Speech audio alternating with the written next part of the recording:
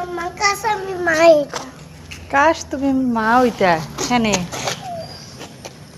হুম স্কুলে যাওয়া লাগতো না। স্কুলে যাওয়া লাগলো না অনেক না কাশ তুমি বাপ হইতা তুমি তো বাপ হইবা বড় হইয়ালে একটু তুমি স্কুলে যাওয়া লাগতো না হইব না নি আরিয়ান হুম তুমিও তো বাপ হইবে তো হ্যাঁ বড় ভাই হইব তুমি হইবা সারা হইবা একদিন